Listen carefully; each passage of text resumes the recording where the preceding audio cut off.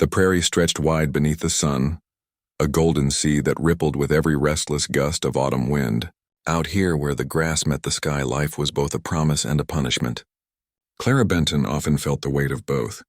At 21, she had been wed to John Benton, a rancher with more cattle than kindness, and though her days were filled with chores, her heart remained empty, like the endless horizon she gazed upon while hanging linens or hauling water. Clara had been raised to be dutiful, to keep her head bowed and her hands busy. But duty could not still the ache in her chest, nor the dreams that came when she closed her eyes. Dreams of something wilder, freer than the fences and hearths that bound her. And so when her husband rode out on cattle drives and left her to tend the homestead, Clara often took to the open prairie on her bay mare, finding solace in the silence of the land. It was on one such ride that the crossing happened, the kind no preacher's sermon could prepare her for. The sky had turned the color of pewter, and the air carried the bite of oncoming storm. Clara pressed her mare into a gallop, her bonnet tugging at the strings beneath her chin, the horse's hooves drumming over earth that smelled of rain.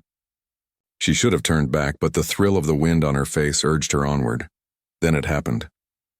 A clap of thunder spooked her mare. The animal reared, throwing Clara to the ground. Her breath tore from her chest, the world spun, and by the time she blinked through the days, the horse had bolted toward the ridge. Clara tried to rise, but her ankle gave a searing twist beneath her weight. The prairie grew still again, save for her ragged breathing. She was alone, or so she thought. From the ridgeline came a figure astride a painted horse. At first she thought it must be one of the cowhands, but no. As the rider drew closer, she saw the fringed leather shirt, the braids that framed his strong, solemn face, and the eagle feather that caught the stormlight like a flame. Lakota. Clara's heart thudded harder than the thunder. Her father's stories, her husband's warnings, all came rushing back. The settlers spoke of raids of wild men who took what they wished. Yet this man's gaze, dark and steady, did not match the fireside tales. He dismounted with quiet grace, like the land itself obeyed his step. For a moment he only looked at her as though weighing whether to approach. Then, without a word, he crouched beside her and studied her ankle. His hands, broad-scarred, yet astonishingly gentle, brushed against her boot. Clara flinched. "Don't touch me," she said, though her voice betrayed more fear of herself than of him. His eyes met hers, calm as still water. Then he spoke, his English marked by the cadence of his people. "Your bone is not broken, but you cannot walk," she swallowed, torn between pride and need. "My horse—" He lifted his chin toward the ridge. "I will bring it." And before she could protest, he was gone, striding with the swiftness of a deer. Within minutes, her mare returned, reins in his hand, snorting and restless. He soothed the animal with a low hum, a song Clara could not understand, yet it stilled the beast as though it had always known the melody. Clara watched, her heart caught between fear and fascination. When he helped her to her feet, his arm firm around her waist, she felt the strength beneath his calm. She smelled the earth and smoke on his skin, foreign yet strangely grounding. For a heartbeat too long, she let herself lean against him. I can manage," she said, pushing away, though her ankle screamed otherwise. He did not argue. Instead, he lifted her into the saddle with ease, as though she weighed no more than a bundle of wheat. She found herself staring down at him, their faces close enough that she could see the flecks of amber in his eyes. "What do I call you?" The question slipped out before she could stop it. "Chaska," he said simply. The name lingered on her lips. Chaska. She ought to have turned the mare toward home, ridden fast and buried the encounter deep where no one could know. But something in her resisted. Instead she lingered, the storm clouds gathering like watchful eyes above them. "Why help me?" she asked. He held her gaze unflinching. "Because you were alone. The prairie is no place to fall." A silence hung between them, heavy with words unspoken. Clara wanted to thank him, yet the gratitude twisted with something else, something dangerous. Curiosity. Drawn as she was to the forbidden, she could not stop herself from asking, "Will I see you again?" Chaska's brow furrowed, as if the question carried a weight she could not yet understand. At last he said, "The prairie is wide. Our paths cross only if the wind wills it." Then he stepped back, his painted horse waiting like a shadow. With a final nod, he mounted and turned toward the horizon, vanishing into the sea of grass as swiftly as he had appeared.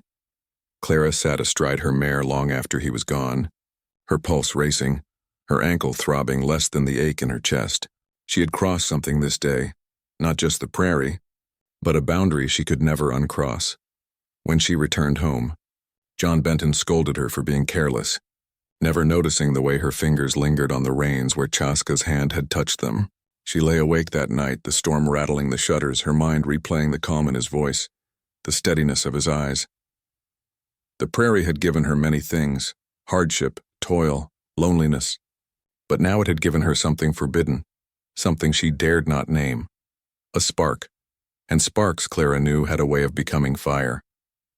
The days that followed should have been ordinary. Chores filled Clara's hands: milking before dawn, mending by lamplight, feeding chickens that clucked like clockwork. Yet her mind was no longer her own. No matter how many times she told herself to forget, her thoughts kept drifting back to the Lakota warrior, Chaska. The name felt dangerous even in silence, like a spark hidden under hay. She replayed the way he steadied her mare, the low hum that calmed the beast, the sure weight of his hand at her waist. He had appeared like a storm and vanished just as suddenly. And yet she couldn't shake the feeling that something in her life had shifted, as though a door had cracked open to a world she had only dreamed about. Her husband noticed none of this. John Benton was a man of the land and of the bottle. His days began with curses at the hands who worked his herd, and his nights ended with the sour stench of whiskey. To him, Clara was less a wife than a housekeeper, someone to keep his stew hot and his bed warm. She'd long since learned not to expect tenderness. It was that absence, perhaps, that made the memory of Chaska's quiet gentleness burn so bright. One evening, Clara found herself drawn to the ridge again. She told John she was checking the fence lines, but really she was chasing something nameless. The wind carried the smell of sage and dust, and with each step her heart beat faster. She scolded herself for foolishness. What were the chances of seeing him again? The prairie was vast, and yet, as the sun bled red across the horizon, she saw him. He was on horseback, silhouetted against the dying light, bow slung across his back. When he noticed her, he reined his horse still. For a long moment, neither moved. The prairie between them hummed with crickets and distance. Then Clara lifted her hand, a timid wave. Chaska urged his horse down the slope, closing the space until she could see the amber flecks in his eyes once more. "You should not be here," he said quietly, though his voice lacked anger. Clara's heart fluttered. "Neither should you," she answered, surprising herself. His mouth curved, almost a smile. "This is my people's land. I belong to it." She felt heat rise in her cheeks. "Then maybe I'm the trespasser." The words held more truth than she intended. She knew what folks would say if they saw her like this. A settler's wife meeting in secret with a Lakota. Yet instead of guilt, she felt only the wild rush of being alive, of daring to stand where she was not meant to. Chaska dismounted and walked beside her, his steps unhurried, as though he trusted the prairie to keep their secret. They spoke little at first, but silence with him did not feel empty. He told her of the buffalo herds that once thundered across these plains, of how the rivers ran so clear a man could count the pebbles beneath his reflection. His voice was steady, rich with memory, as if the land itself spoke through him. Clara listened, spellbound. For years she had heard only her husband's gruff commands, the gossip of other ranch wives, or the droning sermons of Sunday. Chaska's words were different, not just sound, but song, each one carrying the weight of something older, freer.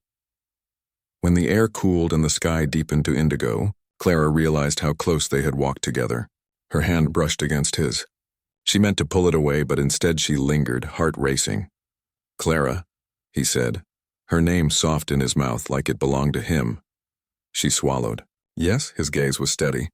"This path is dangerous for you, for me." "I know." Her voice trembled, but she did not step back. "But knowing doesn't make me want it less." The wind swirled, carrying her words into the grass, into the stars. She should have been afraid, but all she felt was an ache, deep, consuming. "Let me feel you once," she whispered, the plea slipping from her lips before she could stop it. Chaska's jaw tightened, as though he were holding back a tide. For a heartbeat she thought he would leave. But then he reached for her hand, calloused palm closing around her fingers, grounding her in a way she had never known. They stood like that under the great sweep of prairie sky, two souls tethered by something forbidden. When at last he released her, it was with reluctance. His voice was low, firm, yet not unkind. "If we are seen, it will bring trouble. For both." Clara nodded, though every part of her wanted to argue, to beg for more, but she knew he spoke the truth. Still, as they parted that night, she felt lighter than she had in years. She returned home with dirt on her hem and fire in her chest, and though John muttered at her lateness, she scarcely heard him. Her heart was elsewhere, out there in the wild where the stars met the grass and a Lakota warrior had spoken her name, and so began the secret rhythm of their meetings. Not every night, but often enough that the prairie itself seemed to conspire to bring them together. A glance across a ridge, a hand brushed in passing, a wordless understanding that defied the lines drawn between their worlds. The whisper of desire grew louder with each meeting, until Clara wondered how long either of them could resist the storm it promised to unleash. The prairie night was a living thing. Coyotes sang to the moon, the grasses whispered in waves, and the stars shone sharp as diamonds scattered on black velvet. Clara had never loved the dark before. At home it meant creaking shutters, John's drunken snores, and her own restless thoughts. But out here, where the land breathed free, she felt alive. She waited by the cottonwood grove, the moonlight painting her dress silver. Her mare grazed nearby, reins loose as if sensing her rider's restless heart. Every sound, a cricket's chirp, the rustle of leaves, made her pulse leap. And then she heard it. Hoofbeats, slow and steady, drawing nearer. Chaska emerged from the shadows like he belonged to them. The painted horse moved with quiet grace, its rider a dark silhouette against the glowing grass. When he dismounted, Clara's breath caught. Even in the faint light, she saw the strength of his frame, the calm certainty in his step.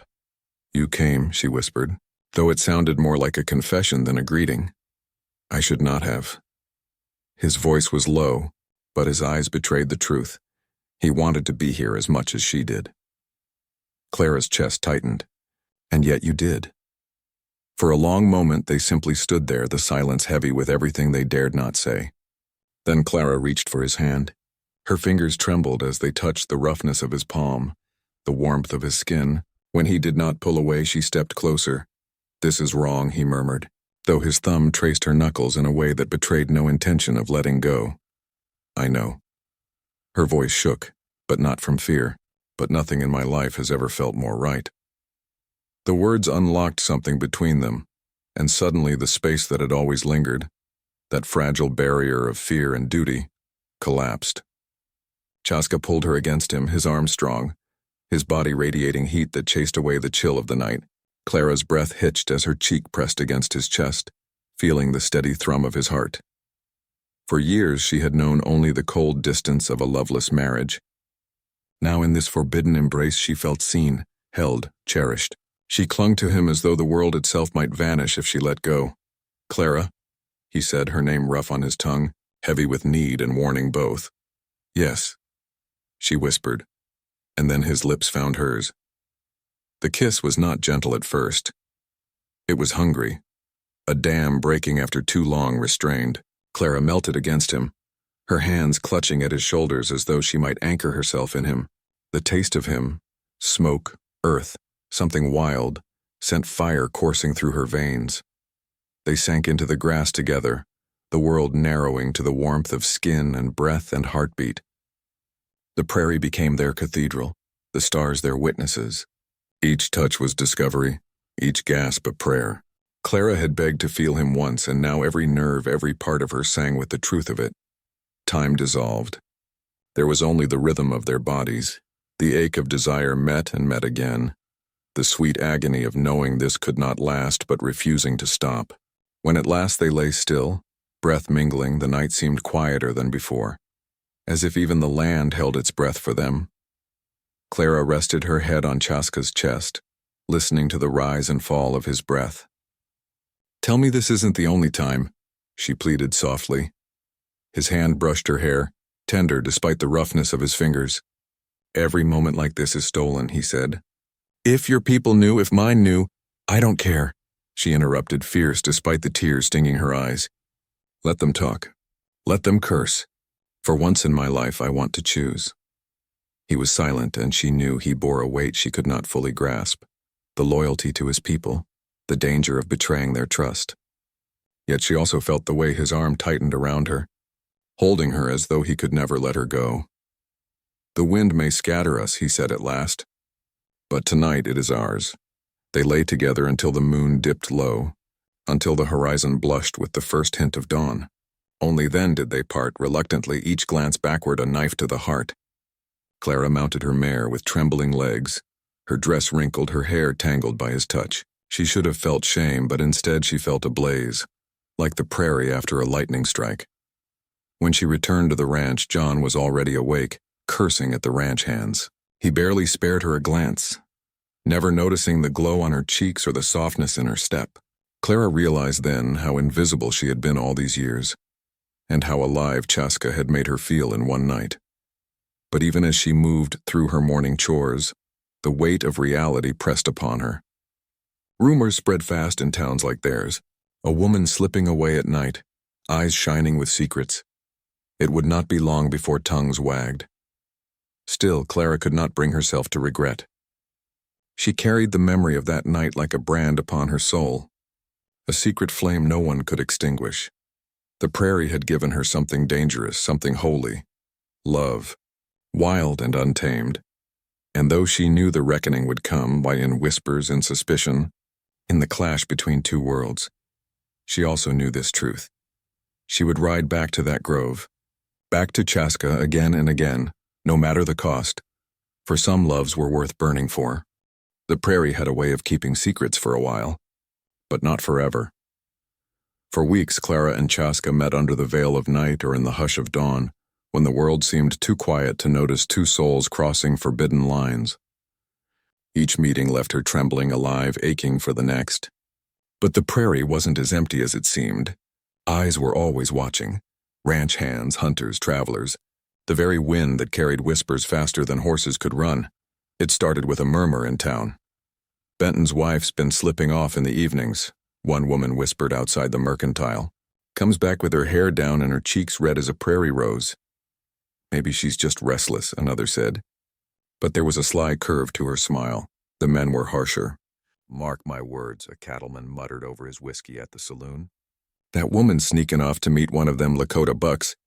I seen her riding near the ridge." Such words spread like wildfire, and in towns carved from suspicion and fear there was no more dangerous fuel. John Benton heard them soon enough. Clara saw it in his eyes before he ever spoke. The narrowed squint, the way his jaw worked when he chewed his tobacco. One evening he slammed his cup on the table so hard the tin bent. "You been riding out again," he said. It wasn't a question. Clara kept her eyes on the stew, though her hands trembled. "Checkin' fences." Same as always, his lip curled. "Don't lie to me, woman. Folks talk. Say you've been sneaking off to meet one of them redskins." Her heart jolted, but she forced her face to stay calm. "People say a lot of things when they got nothing better to do." John leaned closer, his breath thick with whiskey. "You'd best not shame me, Clara. A man don't forgive his wife for laying down with the enemy." The words stung, not because they were true, but because of how he said them. Not a trace of love or concern, only ownership, only pride. That night when John's snores filled the cabin, Clara slipped out again. Fear pressed at her, but longing pushed harder. She rode to the grove, and there Chaska was, waiting like he had always known she would come.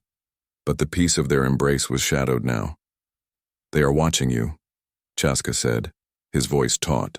"Your husband, his men. I have heard their words. They would see me hanged for less than this." Clara's chest tightened. "Then let's leave. You and me. We can ride farther west, find a place where no one knows us." His eyes darkened with sorrow. "And abandon my people? My family, my duty? I cannot," her throat ached. "And I cannot live without you." The prairie was silent but for the wind, carrying their pain like dust across the plains. A week later, the reckoning came.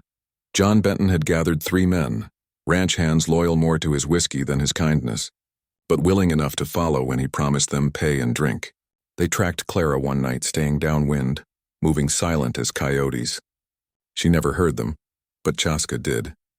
As she dismounted in the grove, Chaska's hand suddenly caught her arm, his eyes sharp. "We are not alone," he whispered. Before Clara could answer, voices cut through the dark. "There," John roared, stepping from the trees, rifle gleaming in the moonlight. "I knew it!" "My wife rutting with a savage." Clara's heart stopped. Behind John, the men fanned out, rifles raised, their faces twisted with anger and excitement. They wanted blood. Chaska pushed Clara behind him, standing tall, proud, unarmed, but unafraid. His voice rang clear. "I mean her no harm." "Liar," John spat.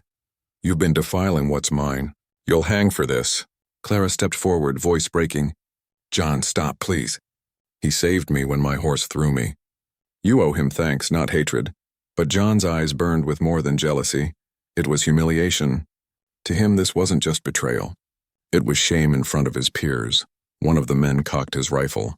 Chaska's muscles tensed, ready to spring, but Clara threw herself between them. "No," she cried. "If you kill him, you'll have to kill me too." The men hesitated, but John's face turned crimson. "You'd defend him? Over your own husband?" Tears streaked her cheeks. "You were never my husband in truth," she said. "Not in the way that matters." The words cut deeper than any blade. John staggered, choking on rage. "You ungrateful—" He raised his rifle. The moment snapped like a dry twig. Chaska lunged, faster than Clara had ever seen, knocking the barrel skyward. The rifle cracked, the shot tearing into the night. Horses screamed and bolted.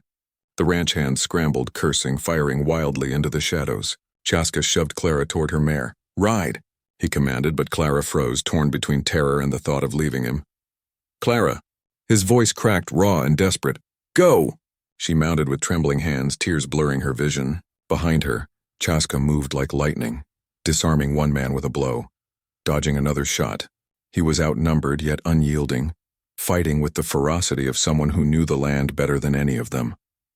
Clara fled into the night, her mare's hooves pounding, her heart splintering with each stride. Behind her, the gunfire echoed, then faded, swallowed by the endless prairie. When she finally reined in miles away, she collapsed against her horse's neck, sobbing. She did not know if Chaska had lived or died. The prairie gave no answers, but she knew one thing. The secret they had nurtured in shadows was no longer safe. The world had seen it now, and the world would not forgive. The days after the grove felt like years. Clara lived in a fog of dread, every sound outside the cabin making her heart seize. John barely looked at her. He drank heavier than ever, his pride so wounded he could scarcely meet her eyes. He spoke no word of Chaska, no word of that night. But silence was worse than anger. It meant he was waiting, plotting. Clara listened at night when he stumbled home from the saloon, muttering to himself, calling her names he would never have dared when sober. Once, through the slurred curses, she caught the words, "He'll get what's comin'. No savage takes what's mine." Fear gripped her, not for herself but for Chaska. She hadn't seen him since that night of rifles and fire. She didn't know if he had escaped, if he was wounded, if he even lived. The not knowing gnawed at her worse than any hunger. Each dawn she woke and thought, "Today I will find him, or today I will hear he is gone." And then, one evening, as the sun bled out across the horizon, she saw a lone figure on horseback near the ridge. Her heart leapt. Clara saddled her mare without a word to John, her hands shaking, and rode like the wind, dust trailing behind her. Chaska was waiting by the cottonwoods. His painted horse stood tethered, and he leaned against the trunk, his shirt torn, a bandage across his shoulder. He looked weary but alive. "Chaska," she gasped, sliding from her saddle and rushing to him. She touched his chest, his arms, as if to be sure he was real. Tears blurred her vision. I feared. I live," he said simply, though his eyes carried shadows. She pressed her forehead to his, trembling. "They'll come for you again, John. He won't rest until you're dead." "I know." His voice was steady, but beneath it lay steel. "Your people will not forgive this. Nor will mine. We have crossed too many lines." Clara's hands gripped his. "Then let's go tonight, west, north, anywhere. I don't care where, so long as it's with you." Chaska's gaze softened, but sorrow flickered there too. "Clara, my place is with my people. They are my blood, my breath. If I leave, I betray them. And if I stay," she whispered, "I betray myself." The prairie held its breath around them. Wind bent the grasses. The river murmured nearby, but between them was silence heavy as stone. At last, Chaska cupped her face in his calloused hands. "Then tonight is ours. If only once more, then let us not waste it with words." They fell into each other's arms, clinging as though the world were ending. Their kiss was desperate, aching, carrying the weight of goodbye. Clara tasted salt, Her tears, his sweat, the grief of love torn in two. When at last they drew apart, she laid her head on his chest, listening to the beat of his heart. "I will never love another," she said. "And I will carry you with me," he answered. "In every wind, every star, every fire." But even as he spoke, hoofbeats thundered in the distance. Clara's head jerked up. Voices, shouts, men. Chaska pulled her close for one final searing kiss, then shoved her toward her mare. "Go now!" "No," she cried, clinging to his arm. "Not without you." He looked at her, fierce and unyielding, his eyes blazing like the prairie sun. "Clara, if they catch you here, you will not live to see morning." Ride, tears streamed down her cheeks. "Come with me." He pressed something into her palm. A feather, bound with a strip of leather. "So you will remember. Even once is forever." Then he struck her mare's flank, sending the horse leaping forward. Clara screamed his name, twisting in the saddle. But the prairie swallowed him in shadows as he turned to face the men alone. The last she saw was Chaska standing tall, bow in hand, a warrior against the storm. Clara rode until her lungs burned, until the shouts faded and only the wind remained. She stopped on a ridge miles away, her body shaking, clutching the feather to her breast. The night swallowed her sobs, but the stars above seemed to burn brighter, as if bearing witness to the choice neither of them had wanted but both had been forced to make. She never saw Chaska again. Some said he fell that night, cut down by rifles and rage. Others whispered he vanished into the plains, living on in the wild places where no settler dared tread. Clara never knew which tale was true, and in her heart perhaps she did not want to. For as long as she kept the feather, as long as she remembered the warmth of his embrace, he still lived within her. Years passed. The ranch wore her down. John's temper never softened, and the world remained unkind. But when Clara rode alone under the stars, she felt the echo of Chaska's arms around her, the memory of his voice saying her name, and she knew, though their love had been forbidden, though it had been brief, though it had ended in fire and loss, and it had been real, even once was forever.